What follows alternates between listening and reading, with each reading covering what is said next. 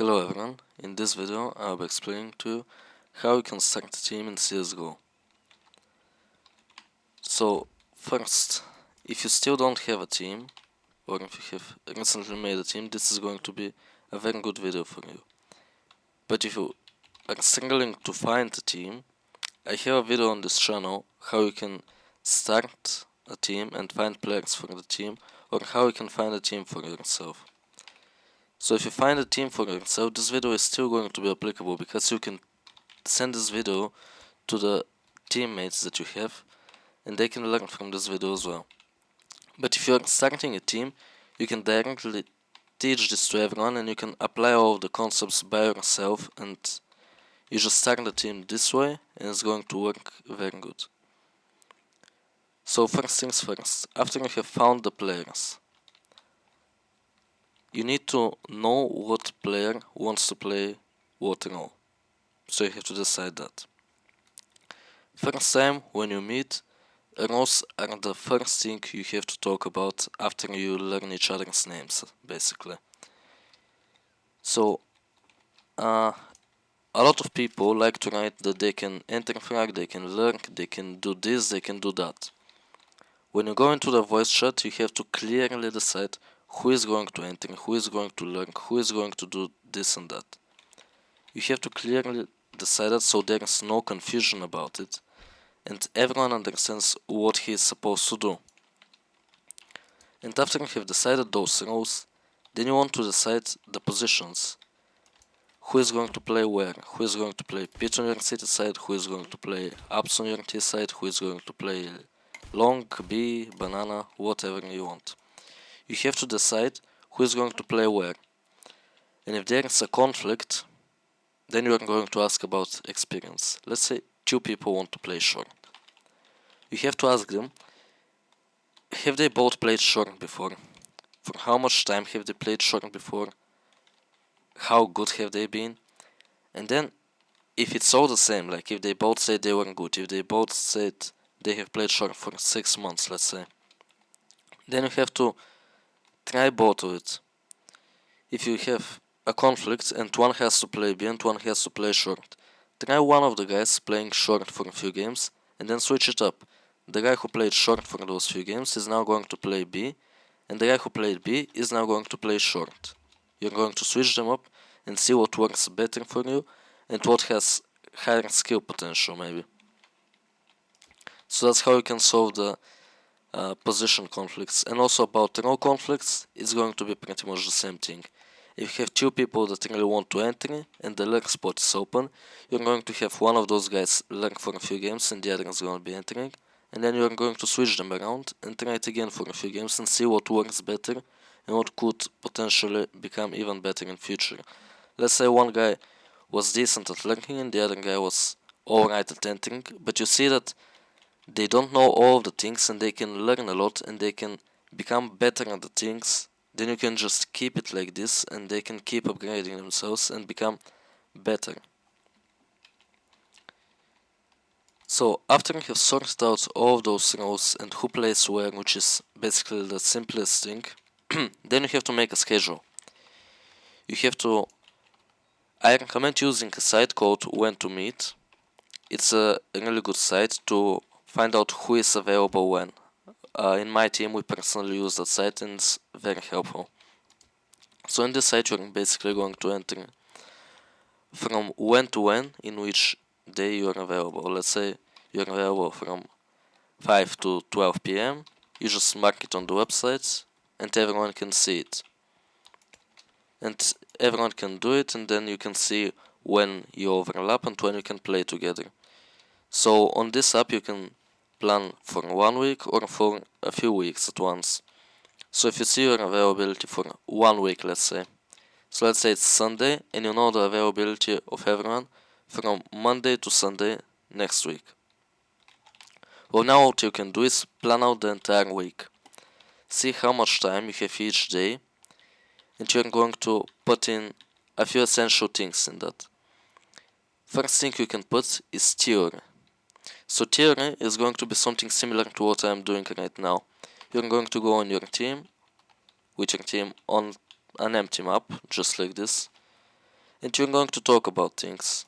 You're not probably going to talk about what I'm talking right now, but you can talk about things like, how do I take top mid? Let's say you're the IGO and you want to explain how I take top mid, and you say, okay, I want the Oper to come here, I want him to throw this smoke, I want him to come here, throw this Molotov, and then he can flash once, and the boiler player goes out and the Oper goes out, and if they have one more player, he can hold the long smoke like this, and then you have top mid control. That's what you're going to be explaining the first few times. And then when you have all those basics down, then you are going to start making executes for your team, and you are going to start showing them different things. Like, I can give you a really simple pistol strat you can do as an example. I think the smoke was like this. This is some auto smoke that you can throw.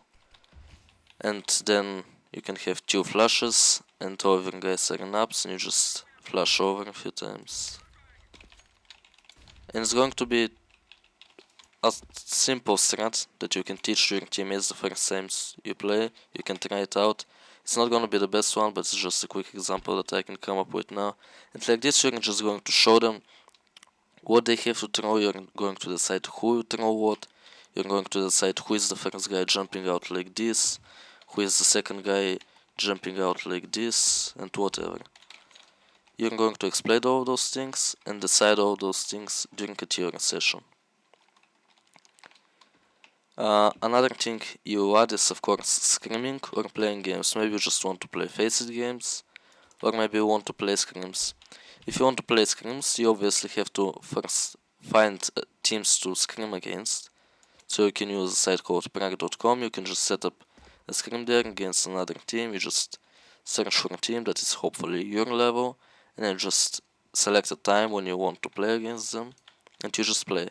And if you're just playing faces, it's even more simple. You just gather in the face lobby and just queue, and you'll be against worse opponents with worse coordination, probably not a team, and it's going to be a lot more weird and probably lower quality practice. So, next. If you're the IGL, and this video is obviously going to work the best if you're the IGL, that should be obvious by now. You want to decide how your team will play. And I mean that in the way that you decide how you take map control. You decide that you want to throw this, you want to throw this, you want to throw different pieces of utility that you think will work the best for your team, and that is your style of playing. And if your teammates do not like something about it, then you can discuss it and change it. Let's say you like to mollycar every single round, but a teammate tells you, well, what if we sometimes smoke?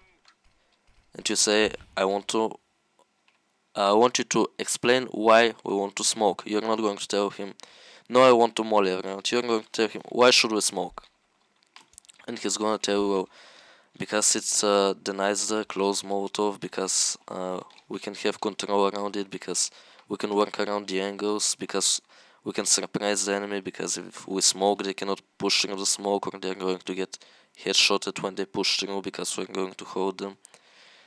Things like this. So don't be stuck to your own ideas, but also you want to play the game your way. So you don't want to just listen to all your teammates and do whatever they want, because it's going to be complete chaos if you listen to everyone and you apply everything.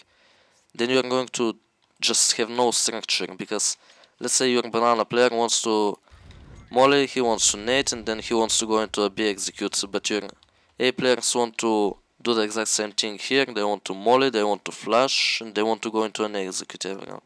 Then you say, no, this is the way we play. We take banana, we take top mid, and then I decide where we will go, because this is the right way to play the map.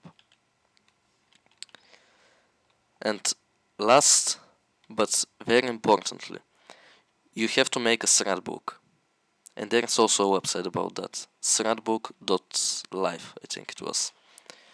In that website you can make strats very easily. You can just write a line for everyone what they have to do, and it's going to be, you can share it with your team, so it's going to be easy for everyone to access it.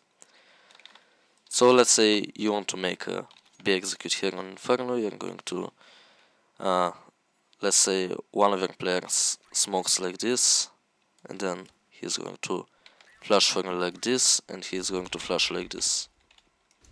And you have another player in the same time who is going to smoke like this. He's going to maybe not molly, but he's going to maybe flash like this, and he's going to go in. You can have another person mollying. You can have another person mollying here.